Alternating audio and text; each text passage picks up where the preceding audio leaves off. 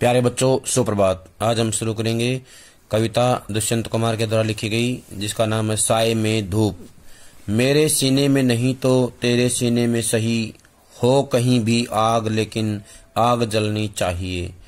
ये जो है साए में धूप रचना है इनकी, दुष्यंत कुमार जी की। उसका बहुत ही प्रसिद्ध जो है शेर है ये। इन्होंने गजल विधा को हिंदी में जो है स्थान दिलवाया था। गजल को हिंदी में प्रसिद्ध करने वाले दुष्यंत कुमार जी हैं।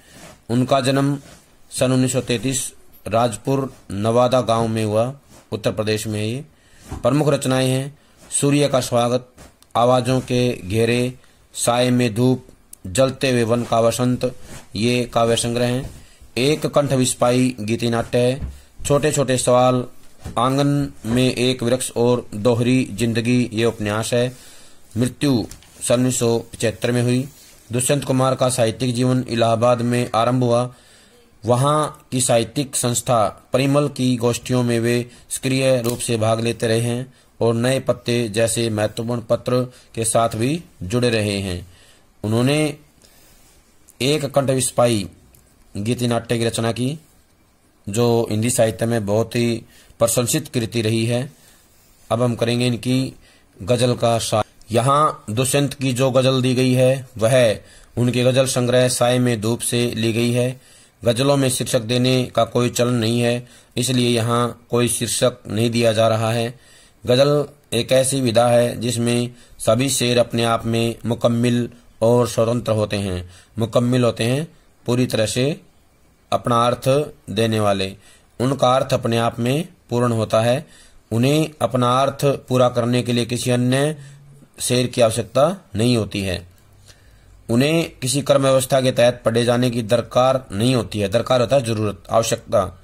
इसके बावजूद दो चीजें ऐसी हैं जो इन शेरों को आपस में गूंथ कर एक रचना की शक्ल दे देती हैं।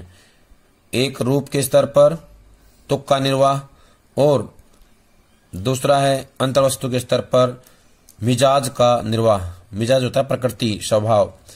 जैसा कि आप देखेंगे यहाँ पहले शेर की दोनों पंक्तियों का तुक मिलता है और उसके बाद सभी शेरों की दूसरी पंक्ति में उस तुक का निर्वाह होता है। आमतौर पर गजल के शेरों में केंद्रीय भाव का होना जरूरी नहीं है, लेकिन यहाँ पूरी गजल एक खास मनस्थिति में लिखी गई जान पड़ती है।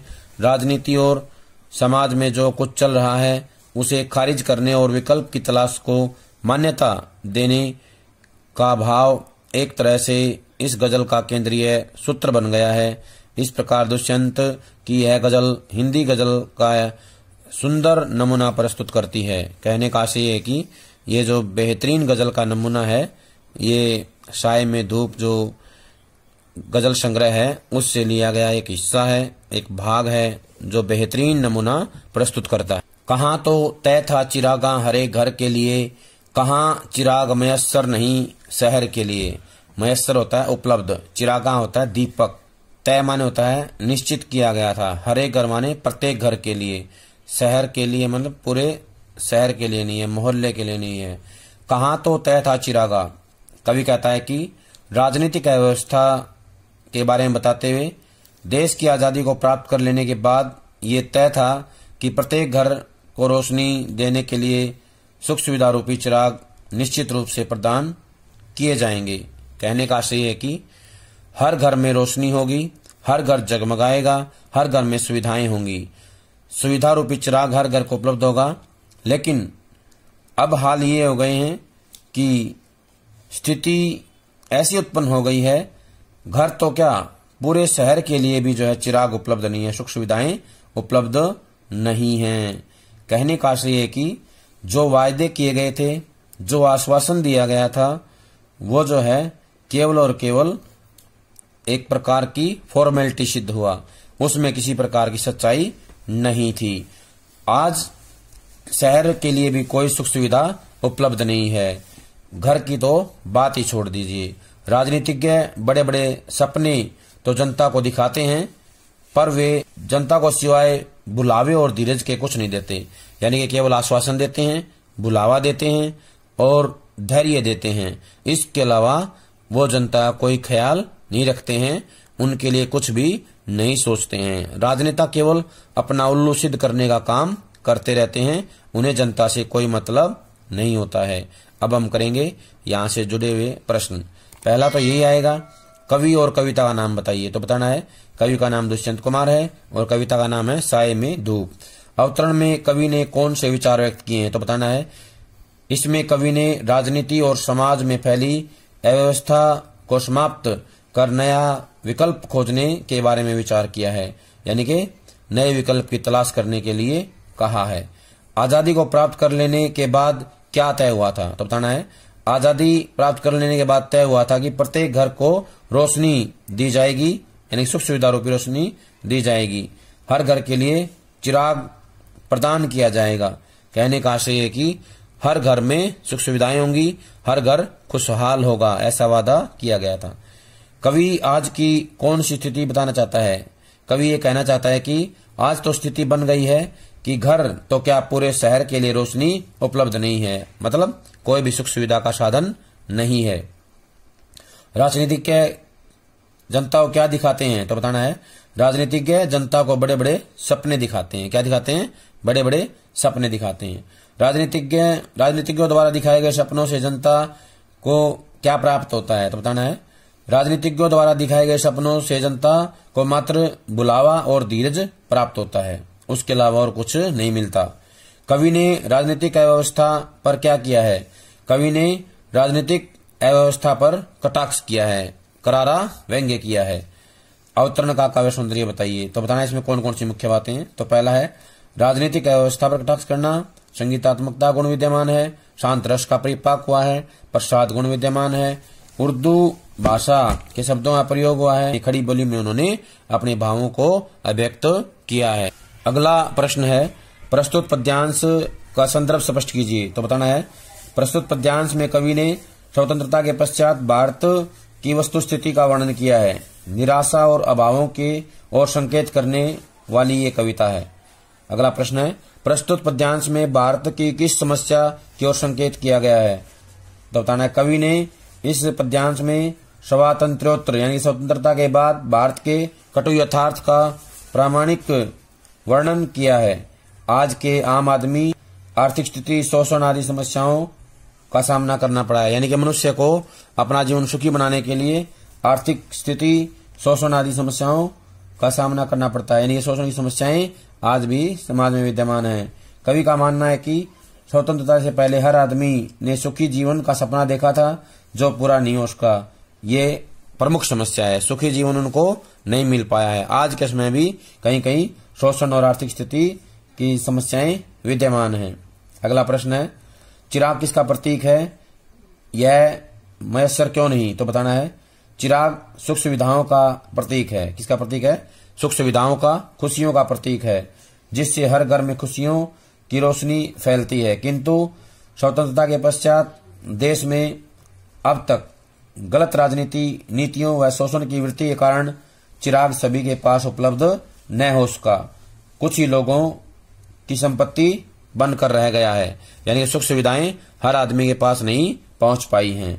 अगला है पद्यांश में किस शैली का प्रयोग किया है? तो बताना है इस पद्यांश में गजल शैली का प्रयोग किया गया है और उसी के अनुरूप शब्द योजना, लयात्मकता का गुण लिए हुए है। यहाँ दरख्तों के साये में धूप लगती है, चलो यहाँ से चलें और उम्र भर के लिए। दरख्त होता है पेड़, साये होता है नीचे छाया में, धूप होता है गर्मी लगना, चलो यहाँ से, यानी कि यहाँ से हम कहीं और चलें, उम्र भर के लिए माने सदा के लिए। कवि कहता है कि ये जो आजादी रूपी पेड़ लगाया गया था, अब जो है हमें इसके नीचे रहते हुए भी धूप लगने लगी है। लगाया क्यों था? छाया के लिए। अब ये जो है छाया देना तो दूर की बात है, अब हमें इसके नीचे बैठे बैठे धूप लगने लगी है।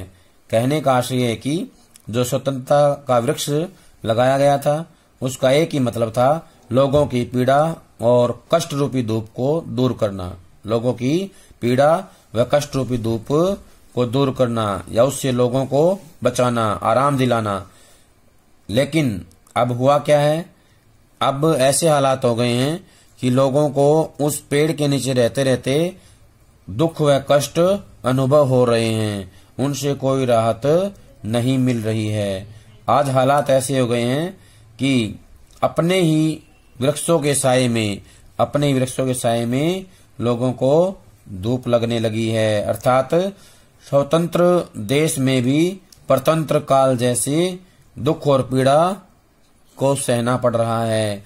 लोग जो है दुखी हैं, पीड़ित हैं। आजाद देश में भी उनके ये हालात हैं। इसलिए कवि कहता है कि चलो यहाँ से कहीं और चलें, क्योंकि यहाँ रहने का कोई लाभ नहीं है। ऐसी इच्छा होती है कि इस देश को छोड़कर सदा के लिए कहीं और जाकर के रहने लगें। कहने का आशय ये है कि कवि जो है अब ये बताना चाहता है कि राजनेताओं ने केवल और केवल कोरे वायदे किए हैं, लोगों को बुलाया है, उनके लिए कुछ नहीं किया।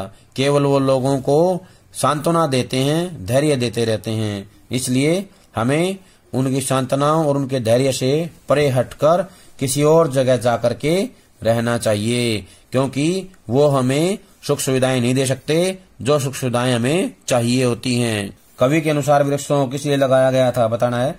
वृक्षों को इसलिए लगाया गया ताकि हमें धूप ना लगे। किस लिए लगाया गया? ताकि हमें धूप ना लगे। यहाँ दुष्यंत कुमार ने क्या कटाक्ष किया है तो बताना है। कवि दुष्यंत कुमार ने यहाँ राजनीतिक व्यवस्था पर कटाक्ष किया है। लोगों को किससे दुख की प्राप्ति होने लगी तो बताना है। लोगों को अपनी ही सुविधाओं से दुख की प्राप्ति होने लगी। यानी जो आजादी रूपी पेड़ लगाया था सुविधाओं के लिए, उसी से क्या है, दुख होने लगा। कवि ने शासन एवं प्रशासन के किस अंग पर कटाक्ष किया है तो बताना है। कवि ने न्यायालय और चिकित्सालय पर करारा व्यंग्य किया है। जो ये सुख सुविधाएं दी गई थी या देने के वायदे किए गए थे, इन पर कटाक्ष किया है। कवि यहाँ से चले जाने में बेहतर मानता है। कहाँ जाने मानता है? जब अपने ही वृक्ष छाया देने की अपेक्षा धूप देने लगे तो वहां से चले जाना चाहिए। क्या करना चाहिए? चले जाना चाहिए, यही उचित है। वृक्षों के साये में धूप का लगना क्या दर्शाता है? वृक्षों के साये में धूप का लगना विरोधाभास दर्शाता है। क्या दर्शाता है? विरोधाभास। अवतरण का काव्य सौंदर्य बताइए तो बताना है। दरख्तों के साये में धूप लगना विरोधाभास की सृष्टि करता है। शांत रस का परिपाक हुआ है और प्रसाद गुण विद्यमान है। उर्दू शब्दावली से युक्त भाषा का प्रवाहमयी वर्णन किया गया है। संगीतात्मकता गुण विद्यमान है। संगीतात्मक इसमें विद्यमान है। न हो कमीज तो पांव से पेट ढक लेंगे, ये लोग कितने मुनासिब हैं इस सफर के लिए। न हो माने नहीं होना। कमीज होता है वस्त्र, कपड़े। पांव होता है पैरों को ढक लेना होता है। पेट को ढक लेना मतलब पेट को कवर कर लेना, पूरी तरह से उसको जो चारों ओर से ढक लेना। ये लोग कितने मुनासिब है। मुनासिब होता है उचित। मुनासिब क्या होता है? उचित या उपयुक्त। सफर होता है यात्रा के लिए, यात्रा के लिए जो है उपयुक्त हैं। कवि कहता है कि ऐसे लोग जो सुख सुविधाओं के ना होते हुए भी अपने साथ चलने के लिए तैयार हो जाएं और कम सुविधाओं में भी अपना काम चलाने के लिए राजी हो जाएं, ऐसे ही लोग क्या है, इस सफर के लिए मुनासिब हैं, उचित हैं, अच्छे हैं। कहने का आशय ये है कि कवि हमें बताना चाहता है, कहना चाहता है कि गरीब लोग, ऐसे गरीब लोग जिनके पास ना तो तन ढकने के लिए वस्त्र है, कहने का आशय है कि कोई उनकी डिमांड नहीं होती है, कोई वो मांग नहीं करते हैं। ये लोग अपने पैरों से ही पेट ढक लेंगे। ये लोग अपने पैरों से ही पेट ढक लेंगे। कहने का आशय ये है कि यहाँ अनेक लोगों के पास तन ढकने के लिए पर्याप्त वस्त्र नहीं है। भारत के ये गरीब लोग इस गरीबी से युक्त जीवन यात्रा को तय करने के लिए कितने उपयुक्त हैं, यानी कि जीवन रूपी रास्ते को पूरा करने के लिए, यात्रा को पूरा करने के लिए उचित हैं, सही हैं। कहने का आशय ये है कि ये लोग कमियों के अंदर भी अपना जीवन बिताने की क्षमता रखते हैं। वो कभी भी इसके खिलाफ या लोगों से अपनी गरीबी का बार बार वर्णन नहीं करते हैं, लोगों के सामने अपनी समस्याओं को उजागर नहीं करते हैं। पहला प्रश्न होगा कवि और कविता का नाम बताइए, तो बताएंगे कवि का नाम है दुष्यंत कुमार, कविता का नाम है साये में धूप। न हो कमीज पांव से पेट ढक लेंगे पंक्ति का क्या भाव है, तो बताना है। इस पंक्ति में कवि ने दीनहीन भारतीय लोगों के संतोषमय स्वभाव का उल्लेख किया है। उनके संतोषमय स्वभाव के बारे में बताया है। वे इतने संतोषी हैं कि अपने अभावों व गरीबी का रोना नहीं रोते, अपितु कमीज नहीं मिलती तो वे पांव से पेट को ढक लेते हैं। कहने का आशय है कि अति संतोष के कारण विरोध की भावना उनकी मर जाती है और कवि इसे जगाना चाहता है। कवि कहना चाहता है कि तुम्हें इसका विरोध करना चाहिए। अगला प्रश्न है, कवि ने इन पंक्तियों में किसकी आवाज को बुलंद किया है? तो बताना है, कवि ने इन पंक्तियों में स्वतंत्र भारत की दीनहीन एवं उदासीन जनता की आवाज को बुलंद किया है। ऐसे ही लोगों के कारण भारत के शासकों का शोषण युक्त शासन आराम से और निर्विरोध चलता रहता है। कहने का आशय है कि जो गरीब व्यक्ति हैं वो आवाज नहीं उठाते, इसलिए जो शोषण करने वाले हैं उनका शोषण करते रहते हैं और आराम से अपना शासन चलाते रहते हैं। पद्यांश की अंतिम पंक्ति में किस और संकेत किया है? तो बताना है, पद्यांश की अंतिम पंक्ति में बताया गया है कि व्यक्ति को जब ऐसे हालात हो जाएं तो कुछ ना कुछ करना चाहिए, या तो विरोध करना चाहिए या उस स्थान को छोड़ देना चाहिए। अगला प्रश्न है, जनता की आवाज उठाने और विद्रोह करने की अपेक्षा क्या करती है? तो बताना है, जनता आवाज उठाने और विद्रोह करने की अपेक्षा चुपचाप अन्याय को सहती रहती है। क्या करती है? चुपचाप अन्याय को सहती रहती है। किन अभावों में मानव जीवन जीना सीख लेता है? राजनीतिक सुविधाओं के अभाव में मानव जीना सीख लेता है, अपना जीवन बिताना सीख लेता है। जो सुख सुविधाओं का वादा करते हैं लोग वो नहीं देते हैं, तो इसी के साथ वो अपना जीवन बिताने में अभ्यस्त हो जाते हैं। मानव अपने पांव से पेट को कब ढकता है? जब मानव को पेट ढकने के लिए कमीज नहीं मिलती, यानी कि असुविधाएं। जब उसके चारों ओर असुविधाएं ही असुविधाएं होती हैं, तब वो जो है बिना सुविधाओं के जीवन जीना शुरू कर देता है, यानी कि अपना जो पेट है वो पांव से ही ढक लेता है, कमीज ना हो तो भी ढक लेता है। अव्यवस्था का साम्राज्य कब तक चलता है?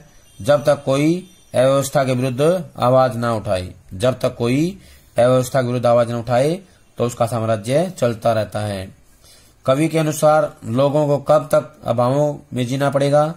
जब तक लोग राजनीतिक क्षेत्र में फैली भ्रष्टाचार संबंधी बुराइयों की ओर आवाज बुलंद नहीं करेंगे, तब तक उन्हें अभावों में जीना पड़ेगा, यानी कि मिलजुल के विरोध करना पड़ेगा। जो राजनीतिक क्षेत्र में भ्रष्टाचार फैल गया है और जो बुराइयां आ गई हैं उनका विरोध करना पड़ेगा। अगर विरोध नहीं करेंगे तो अभावों में ही जीना पड़ेगा। इस पद्यांश का शीर्षक तो पता ही है सभी को, साय में धूप है। प्रश्न आ जाए, पद्यांश का शीर्षक बताइए, तो बताना साय में धूप। और काव्य सौंदर्य पूछेंगे तो बताना है प्रसाद गुण है यहाँ पर।